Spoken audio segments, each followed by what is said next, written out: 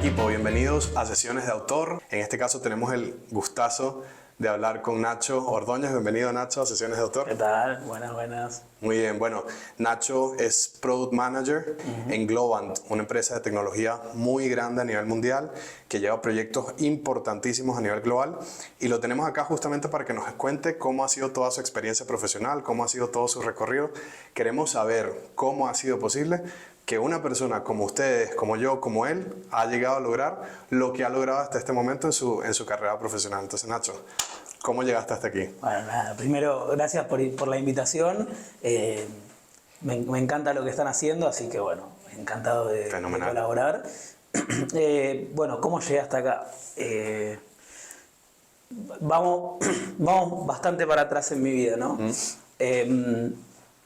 Cuando yo era chico, ahí como a mis 11 o 12 años, tuve la posibilidad de participar en varias conferencias globales sobre medio ambiente organizados por Naciones Unidas, ¿sí? O sea, yo en mi comunidad participaba de una asociación civil de la cual mi madre era la presidenta, y hacíamos actividades de conciencia y demás. Y en estas conferencias globales yo tuve la posibilidad de ir a reuniones de Naciones Unidas con 11 años en Noruega, Japón, Corea, Panamá, etcétera, a representar por un lado a Argentina y en algunos casos a representar a Latinoamérica, ¿no? Ahí es donde creo que empezó esto de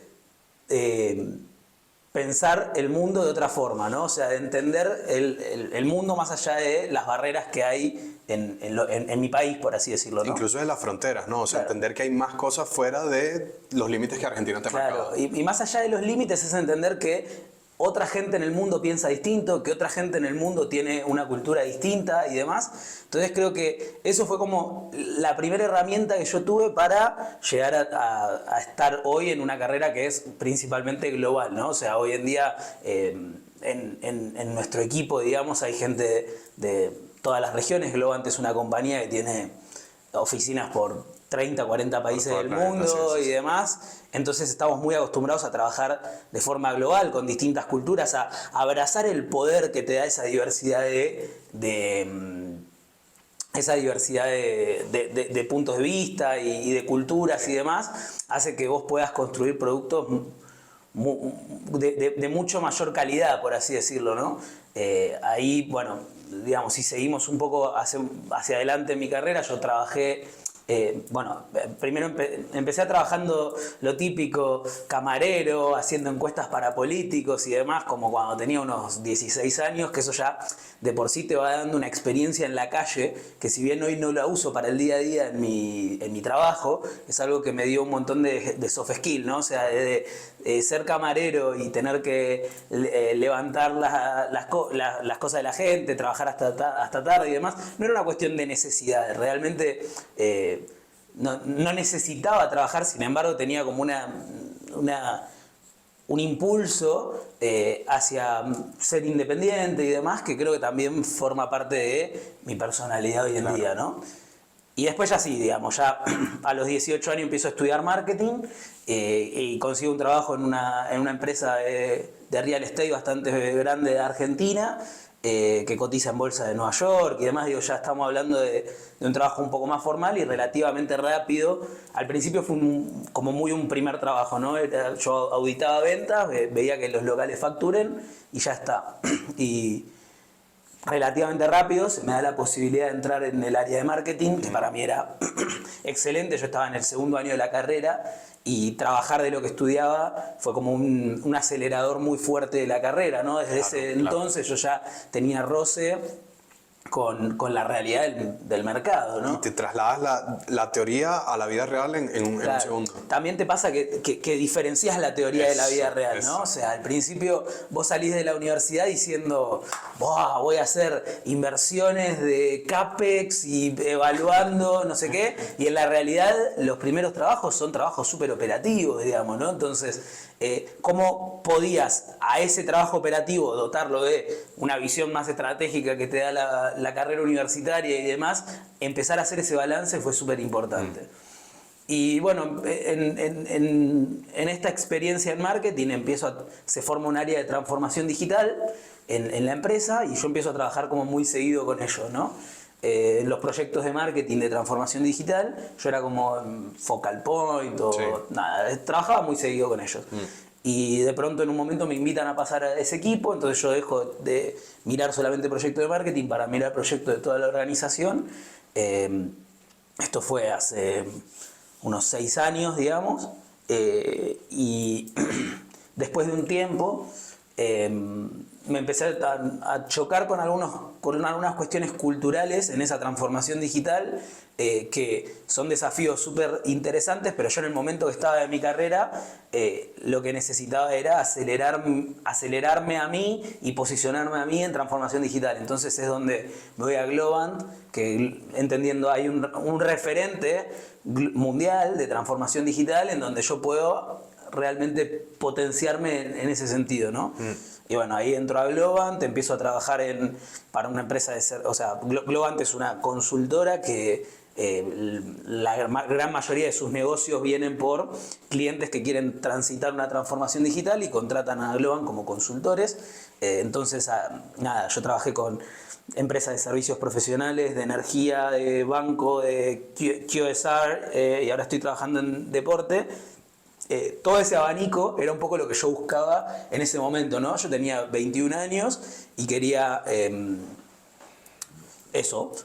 entender la transformación digital desde múltiples aristas, y ese trabajo con múltiples industrias te permite justamente aprender un poquitito de cada una de ellas. Claro, claro, claro.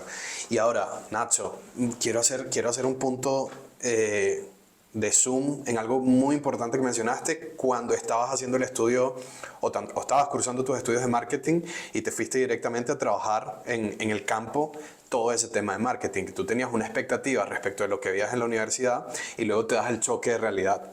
¿Cómo fue ese choque de realidad en principio? ¿Lo manejaste bien? ¿Te costó un poco tomarle el pulso al ritmo de trabajo? ¿Tenías alguna expectativa muy en particular con la que tú soñabas que te ibas a encontrar mientras estuvieses en el campo que después no lo viste? ¿Cómo fue ese proceso? Bueno, sí, a ver, yo siempre tenía claro que mi rama del marketing era una rama más bien comercial, no era tanto una rama de publicidad, por así decirlo, entonces como que, nada, yo tenía claro que iba para ese lado, ¿no?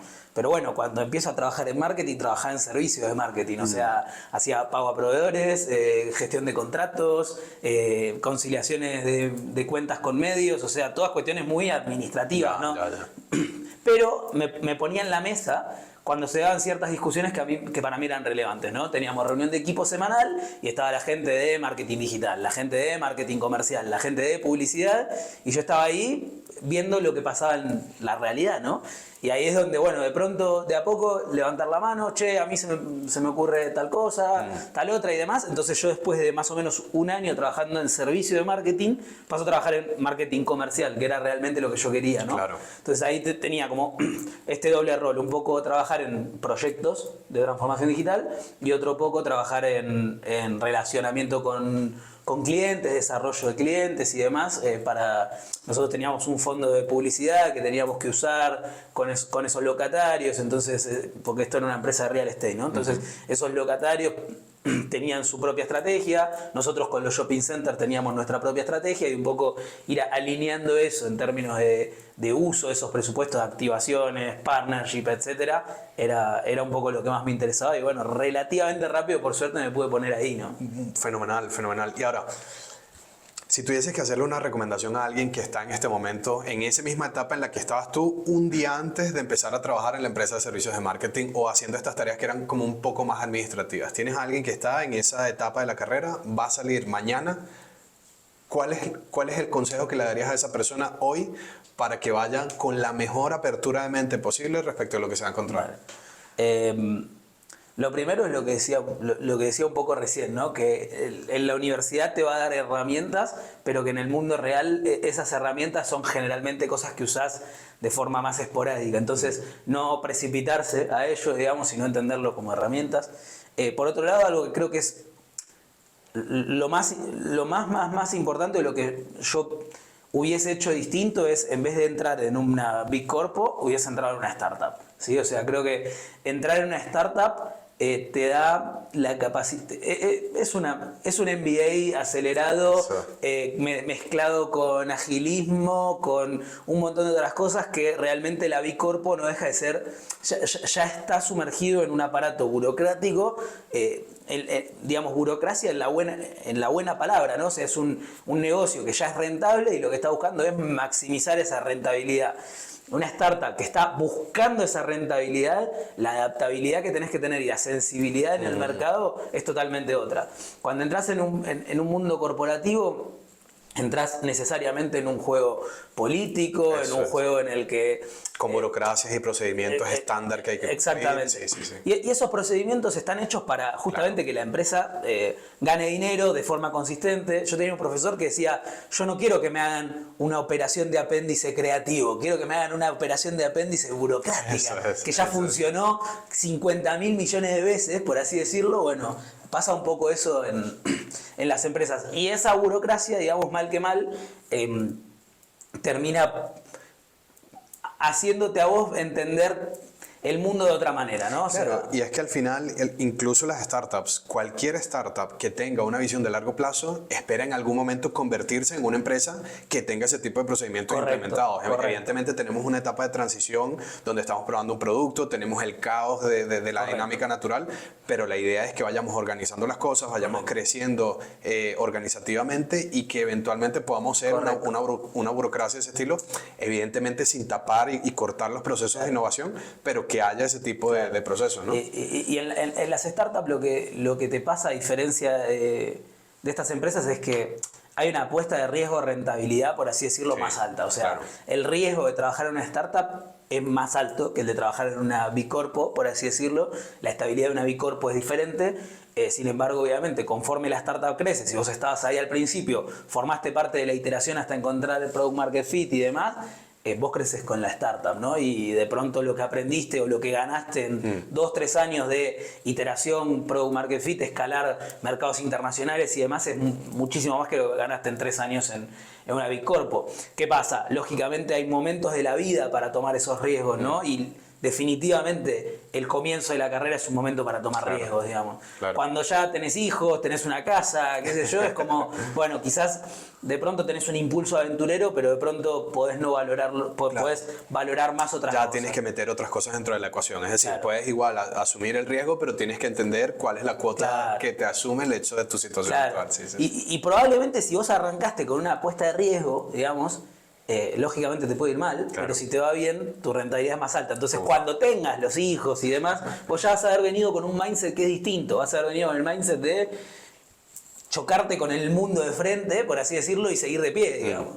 Ahora, Nacho, ya entiendo cómo saliste de la universidad, estuviste incluso en trabajos de servicio haciendo de camarero y tal, que este tipo de cuestiones han de algún modo moldeado tu personalidad y que así no lo uses desde el punto de vista, digamos, efectivo en tu día a día, porque no estás llevando platos a mesas todavía, pero sí ha moldeado un poco cómo te relacionas con la gente. Luego pasaste a la parte de marketing de servicios, luego pasaste a servicios de marketing, luego pasaste a la parte ya de marketing per se, entraste a Globant y en este momento estás haciendo de Product Manager, ¿no? Correcto. ¿Qué significa ser Product Manager? Bien. Bueno, ser Product Manager tiene distintos significados dependiendo de la empresa en la que trabajes, ¿no? O sea, si vos trabajás en una empresa de consultoría, como es Globant, lo que te pasa generalmente es que vos trabajás con un cliente, ¿no? Entonces vos lo acompañas en la definición de su estrategia, lo acompañas en la definición de su roadmap, lo acompañas en la definición de las iniciativas en las cuales van a trabajar y demás, dependiendo del seniority, por así decirlo, trabajás más a nivel definición de proyectos o de definición de requerimientos, ¿sí? Entonces, en una consultora es un rol más consultivo, digamos, sobre un producto del que el cliente es dueño, ¿no? Entonces, eso es por un lado. Por otro lado, si vos trabajás en una empresa de producto, vos sos responsable del end-to-end de ese producto, ¿no? O sea, vos sos responsable desde la definición del producto con una visión de capacidad de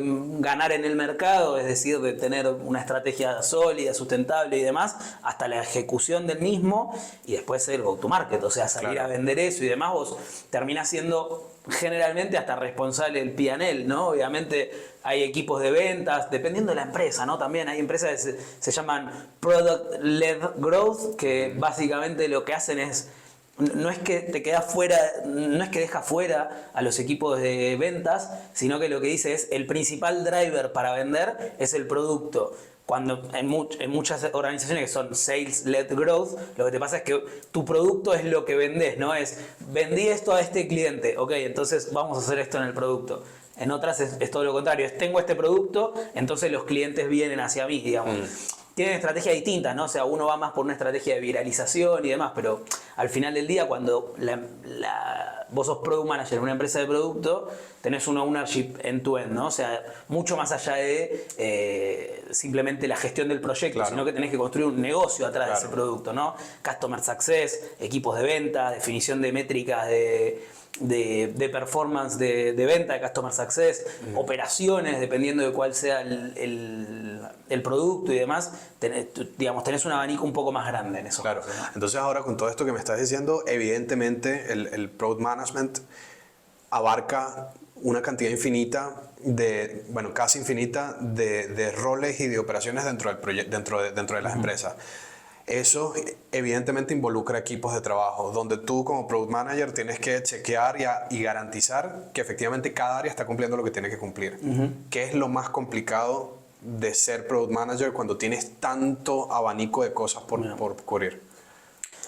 Creo que lo más relevante, sobre todo cuando estás hablando de productos a escala, ¿no? Sí. Donde quizás tenés 100, 150 personas trabajando en ese producto, en ese negocio, en ese proyecto, lo que sea, lo más importante es construir alineamiento. O sea, que todas las personas en la organización tengan claro por qué hacemos lo que estamos haciendo.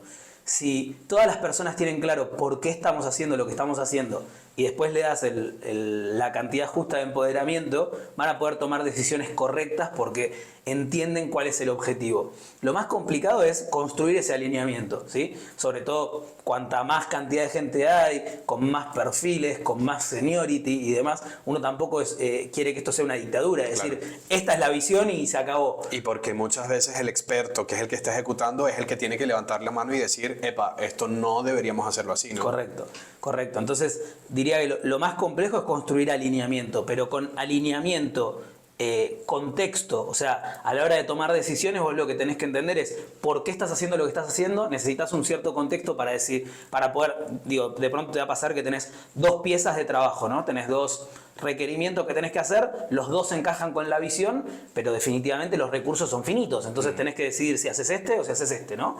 Entonces, en ese momento vos lo que necesitas es contexto. La gente necesita contexto de entender, ok, este requerimiento viene por pedido de un cliente y este requerimiento viene relacionado con nuestro plan estratégico del 2025, por decir una cosa. Y a su vez, esto aumenta nuestra competitividad de tal manera y esto aumenta nuestra competitividad de tal otra. Entonces, con ese contexto, la gente va a poder tomar decisiones de forma correcta, ¿sí? Entonces, cuando no hay alineamiento y no hay contexto, termina teniendo una relación unipersonal, digamos. Claro. Todo tiene que pasar por el Product Manager, que te va a decir, esto es la prioridad y esto ni siquiera lo hagas, por así decirlo. ¿Qué tiene que tener Nacho?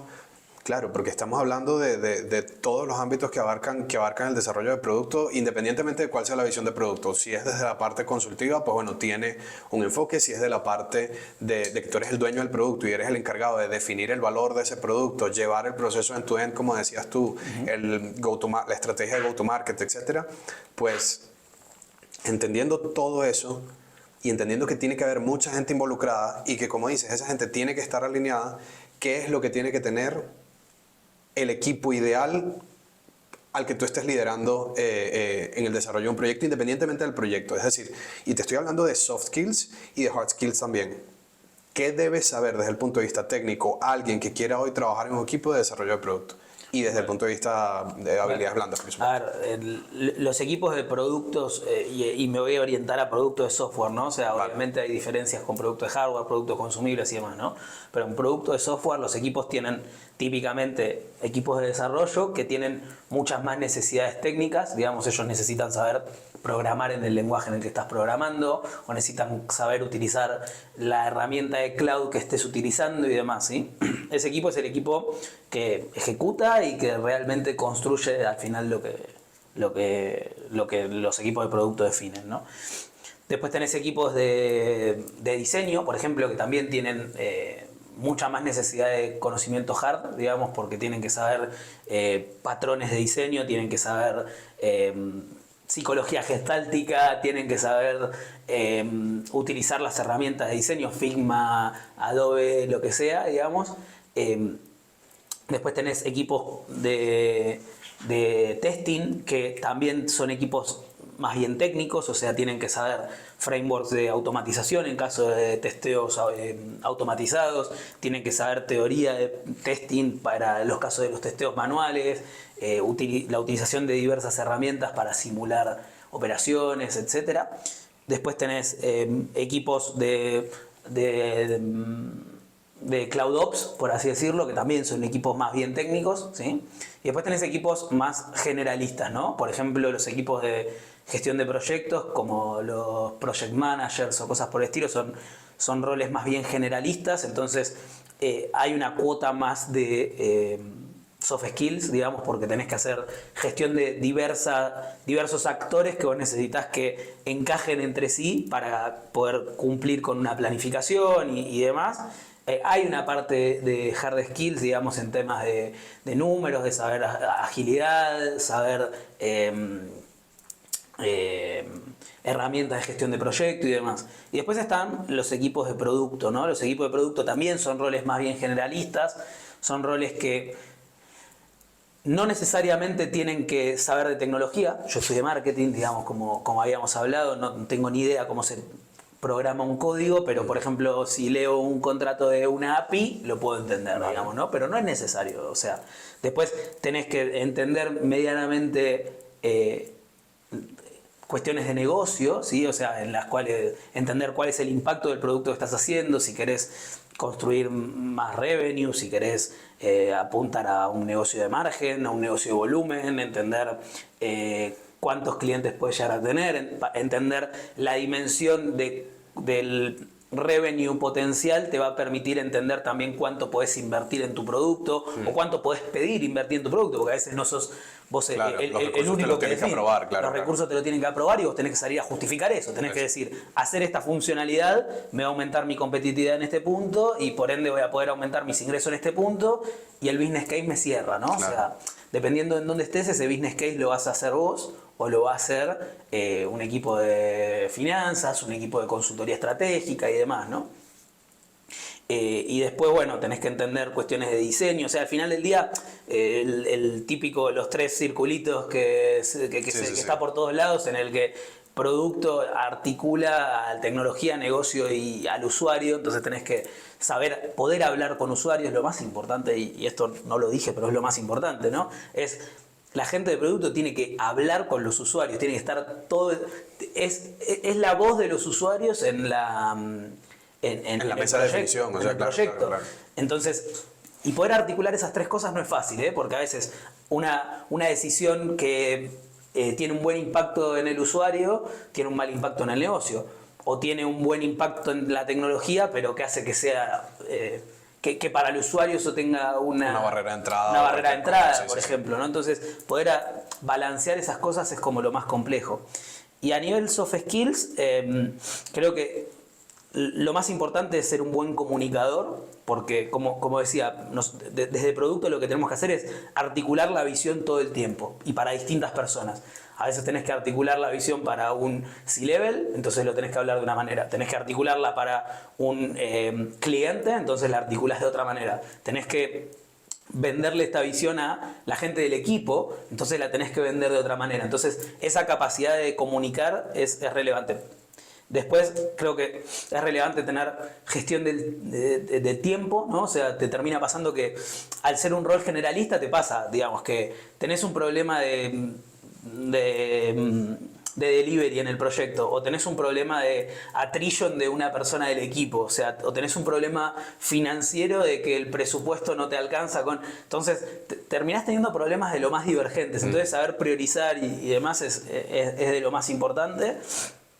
Después, definitivamente entender que la gestión de proyectos es una cuestión de equipo, digamos, solo no vas a llegar a ningún lugar. Entonces, construir esos puentes con tus equipos y demás, bueno, es súper importante. Mira, y me has hablado de tres áreas fundamentales, que es la definición desde la perspectiva del Product Manager, que es la definición de valor, o sea, que es tener clara esa visión de a dónde queremos ir con este producto. Luego transmitir eso a los stakeholders, a las personas que están interesadas. Luego también tenemos la parte de que el equipo entiende ese valor y lo ejecute como nosotros esperamos que tengamos ese resultado. Administración de recursos. Pensar en el cliente, sobre todo, es decir, que podamos tener esa conversación con la gente que usa al final esto y que por supuesto ellos nos den feedback para nosotros mejorar. Todo esto lo encontramos en metodologías ágiles de desarrollo de software, principalmente conocidas, pero ¿cómo lo ves tú desde el punto de vista de la empresa en la vida real? La teoría está por un lado, la práctica está por otro. Normalmente cuando pensamos en un Scrum Master, por ejemplo, tenemos la gente que nos hemos leído la guía de Scrum, por ejemplo, dice una cosa, pero cuando nos vamos a la realidad termina siendo otra cosa completamente distinta. Entonces, en la realidad de Nacho, dentro de su rol, ¿cómo lo ves? Vale, yo creo que las metodologías ágiles son una herramienta para construir valor. Sin embargo, creo que es importante entenderlas de forma pragmática, como todo. O sea, al final son un medio y no un fin en sí mismo, y en muchas empresas te pasa que las metodologías ágiles son un fin, se confunde, no se entiende que son un medio para construir valor, sino que se lo piensa como un fin en sí mismo, ¿no? Entonces, creo que lo importante para poder destacarse es entender el pragmatismo, ¿no? O sea, entender que sí, el sprint es sagrado, pero si de pronto se cayó una oportunidad por la cual vos tenías un ítem en el backlog, no lo termines. O sea, no te pongas a hacerlo si ya sabes que no lo vas a entregar, por así decirlo.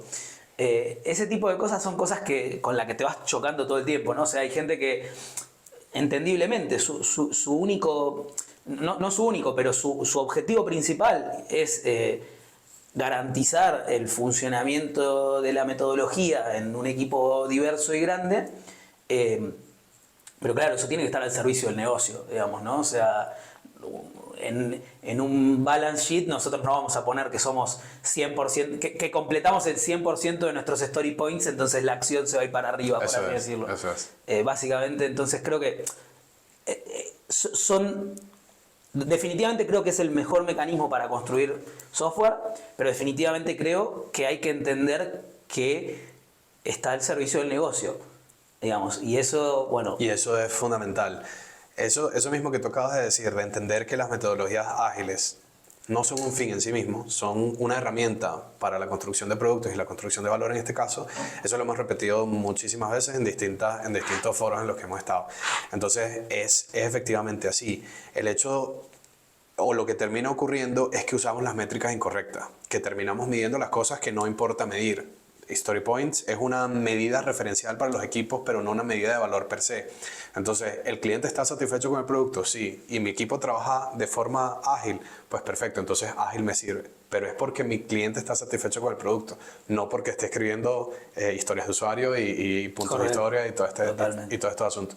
Eso es fundamental y me agrada muchísimo que lo traigas a la mesa, Nacho, porque es lo que pasa. La gente que estamos muy acostumbrados a hablar de agilidad, normalmente estamos en una cámara de eco donde estamos todos los días hablando de nuestro sprint planning, hablando de nuestra retrospectiva, hablando de todos estos asuntos, pero tenemos que entender que esto es parte de un contexto y que esto es, como dice Nacho, una herramienta que está al servicio de la empresa, ¿vale? Entonces, habiendo hecho ese punto de atención que me parece increíble, quiero hacerte una pregunta un poco más personal. Si tuvieses que escoger esto mismo que haces hoy o cualquier otra cosa, ¿qué escogerías? Lo que hago hoy me gusta.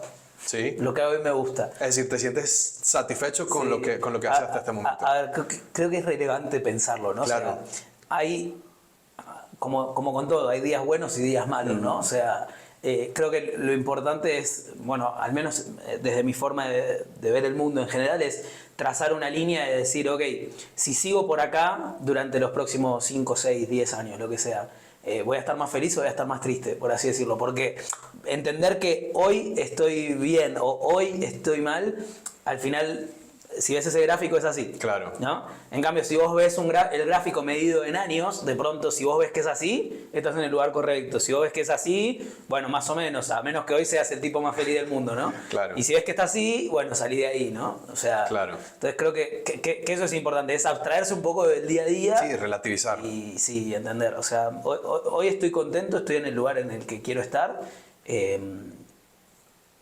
Y eso es algo que hay que rescatar porque muchas veces, y que es parte del propósito de estas entrevistas que estamos haciendo, es que solemos satanizar el trabajo y muchas veces no lo hacemos per se porque nosotros estemos metidos en una situación incómoda, sino porque como es de lo que se habla y es lo que escuchamos todos los días y es lo que tenemos a nuestro alrededor, entonces tendemos a caer en un poco ese mismo pensamiento de rebaño y decir, bueno, todo el mundo está inconforme con su trabajo, pues bueno, es probable que yo también esté inconforme con el trabajo y no lo esté notando, o simplemente ni siquiera lo pienso. Entonces lo que dice Nacho, hay que dedicarle algo de pensamiento a evaluar cómo estoy hoy, porque en la gran mayoría de los casos, la gente que de algún modo hemos tenido algún desarrollo profesional positivo, empezamos en un punto y hoy estamos en otro punto que es realmente mejor y es comparativamente superior a como estábamos nosotros cuando estábamos empezando. Entonces ese balance hay que hacerlo, entender que el trabajo es parte de nuestra vida, que el trabajo muchas veces nos permite proveer a nosotros mismos, a nuestra familia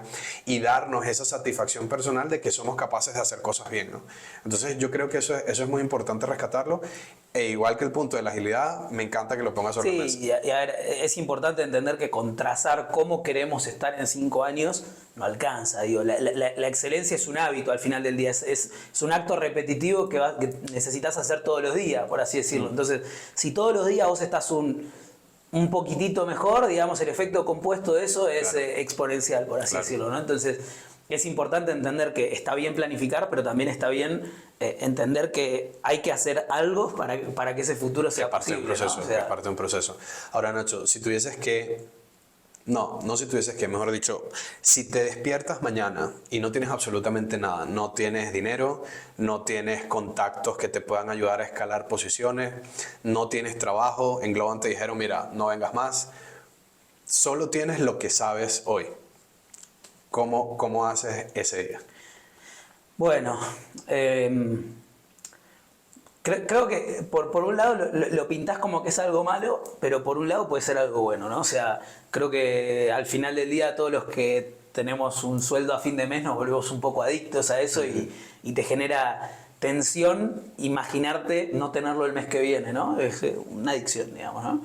Entonces de pronto puede ser una liberación de ello que te puede abrir la cabeza a otras cosas, digamos, ¿no?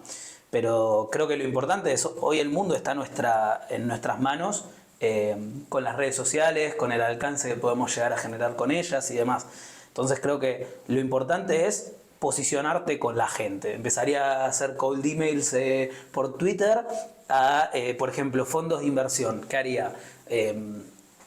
Evaluaría el tipo de startups en las que ese fondo invierte. De pronto es un fondo que su tesis de inversión es invertir en empresas B2B de Latinoamérica que buscan expandirse a Estados Unidos porque las startups en Latinoamérica están subpriceadas comparado con Estados Unidos. Vale, identifico que esa es su tesis de inversión y me pongo a buscar en el mundo cuáles son las que encajan con esa tesis de inversión y le mando todos los lunes, le digo, acá están mis 5 recomendaciones de la semana. No te van a leer la primera vez, la segunda tampoco, la tercera tampoco, pero a la 10ª te van a empezar a leer y si tus recomendaciones son buenas te van a empezar a llamar, digamos, ¿no? Y esto aplica al mundo de los fondos de inversión y de las startups y demás porque es lo que a mí me interesa, ¿no? Pero claro, lo mismo lo puedes hacer en cualquier otro lugar. O sea, de pronto te interesa trabajar en una empresa como en la que estoy yo trabajando ahora, que es Sportian, que es una empresa que es 51% de Globant, 49% de la liga, ¿sí? Que trabaja en temas de tecnología y deporte. Lo agarrás al CEO y le mandás todos los lunes, le decís, che, veo estas 3 falencias en tus productos. Che, creo que estos 3 clientes necesitan tus productos. Che, creo que Y de vuelta, la primera no te va a leer, la segunda tampoco, la tercera, qué sé yo, y de pronto... En algún momento abre el mail y En algún dice- momento empezás a ver, che, esta persona consistentemente me está diciendo cosas que están alineadas a mi estrategia, me interesa.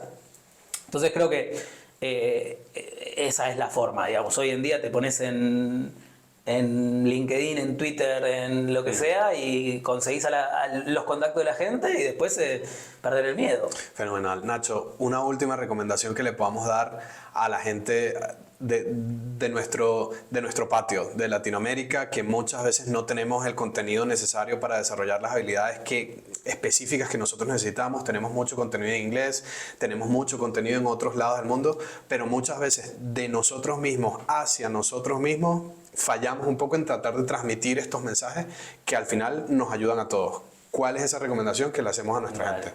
A ver, creo, un profesor una vez nos dijo en una clase, si querés saber cómo se comportan los leones, no los observes, sino vestite de león y andá a correr por la sabana. Digamos, creo que lo más relevante es estar en el campo, o sea, salir. Si de pronto lo que te interesa es trabajar en deporte, anda a ver partidos, habla con los abonados de tu club, cosas por el estilo, ¿no?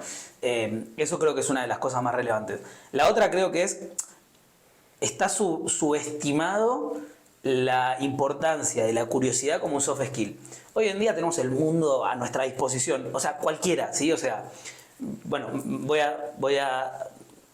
a retractar, no cualquiera con acceso a internet, o sea, entendamos que Claro. es cierto que hay Hay unos mínimos necesarios materiales sí, y hay mucha, Sí. a ver, sigue habiendo inequality, no me sale la palabra, Sí, desigualdad en el sí. mundo un montón y demás.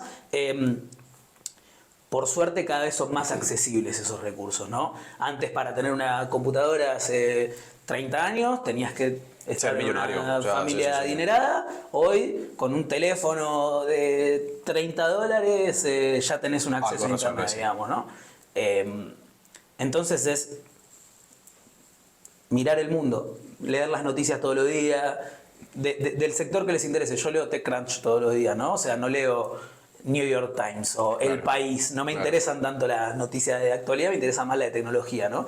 De pronto encontrar el nicho en el cual les interesa desarrollarse y apostar. Construir una carrera en algo lleva tiempo, o sea, no es que de un día para el otro vas a estar posicionado en la industria de fintech, por así decirlo. Tenés que sistemáticamente estar metido en esa industria durante 10 años y para eso tenés que trabajar todos los días para ello, ¿no? Entonces, creo que es un poco eso, sobre todo, y los dos mensajes que di son un poco genéricos, no son tanto para Latinoamérica. Si vamos puntualmente a Latinoamérica, creo que es importante entender que el mundo es más grande que nuestros países, ¿sí?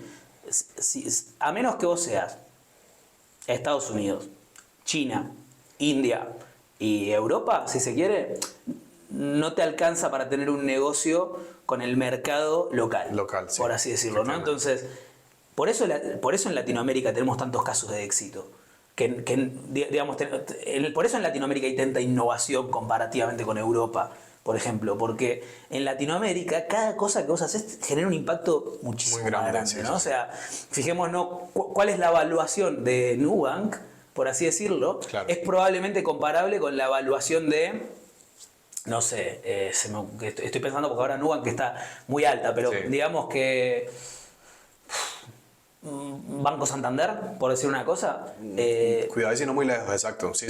Pueden estar más o menos en el mismo rango. más o menos. Y el trabajo de inclusión financiera que hizo Nubank en Latinoamérica es brutal. La cantidad de clientes que tiene Nubank en Latinoamérica probablemente sea mucho más. Entonces te termina pasando eso. Decís, ok, están subpriceados los clientes de Latinoamérica, pero el impacto que generó es mucho más alto y el upside que generó. O sea, Nubank tiene 7, 8 años, una cosa así, ¿no? Entonces creo que es importante en Latinoamérica eso. Mirar el mundo, pensar en grande, porque de vuelta, si nos quedamos en nuestro barrio, en nuestra comunidad y demás, no nos alcanza. O sea, no vivimos en Manhattan, no vivimos en Dallas, no vivimos en San Francisco. El mercado es chico, entonces hay que mirar al mundo. Y en esa apertura al mundo se van generando un montón de oportunidades. Y bueno, lo importante es lo que haces con esas oportunidades, ¿no? O sea, después agarrarlas y comprometerse todos los días para hacer la realidad, bueno, es lo más importante, diría.